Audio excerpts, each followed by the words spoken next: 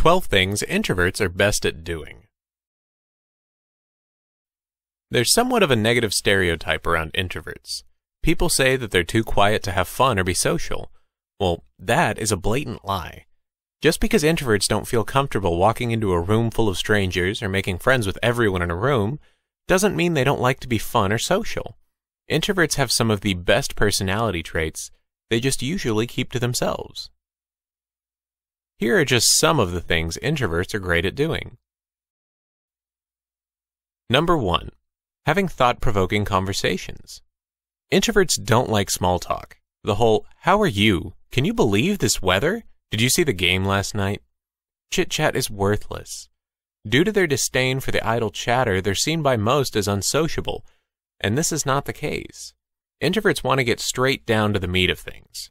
They want to hear your deepest thoughts, your desires and dreams. None of that, "I'm fine, how are you?" talk. Introverts know that you have a story to tell and they want to hear it. They want to know your opinions and questions and answers to questions that are infrequently spoken about because of their deep topics.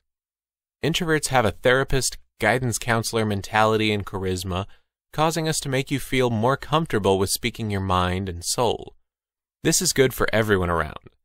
Introverts get the satisfaction of having a meaningful conversation with someone without having to fill the empty space with chit-chat, and you get a part-time therapist, someone who will really listen to you and your thoughts. Number 2. Being effective salespeople. I know what you're thinking. What in the world? An introvert excels at a profession that requires constant vis-a-vis interaction? Yes, introverts pay attention, care, and are comfortable in familiar situations, so they can be confident in their daily jobs even as salespeople. Being highly cognitive people, introverts take time to fully understand their product, customer, and outcomes. From this, introverts are highly prepared for any unexpected events such as objections, crankiness, and touchy questions. They might not be happy with it, but they can handle it effectively nonetheless. Number 3. Taking care of animals.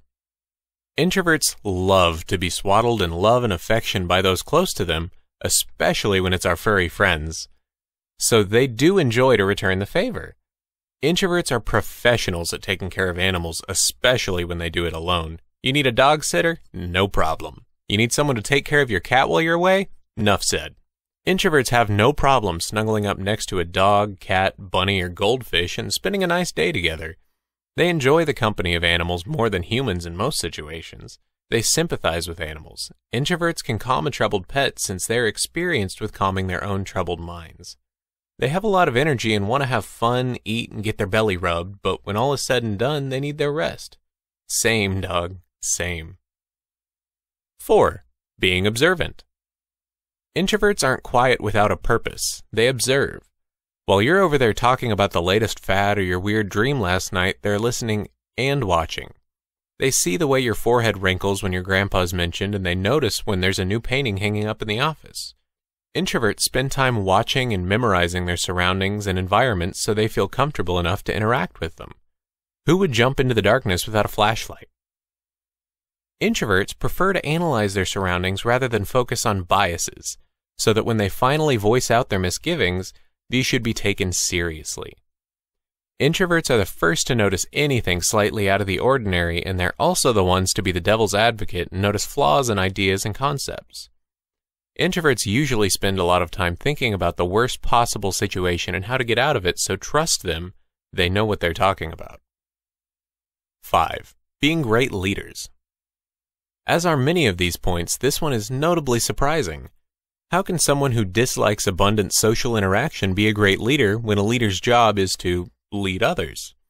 A recent poll shows that not all successful leaders are extroverts. Outgoing individuals use their charisma and spunk to command attention and get things done, while reserved bosses lay low and observe their underlings and always know what's best for them, the person, and the situation. They never speak just to be heard or because they're the boss. They speak to assist and help others because introverts imagine themselves in quite every situation. Just to be prepared. They're careful and attentive, humble and prepared, and they're comfortable working alone, showing that good leadership isn't always flashy. So if you ever have a boss that is more on the shy or reserved side, This doesn't mean that he or she dislikes you or thinks they're better than you. It could be that they're an introvert as well and don't have anything to say about your performance since you're doing a good job without them.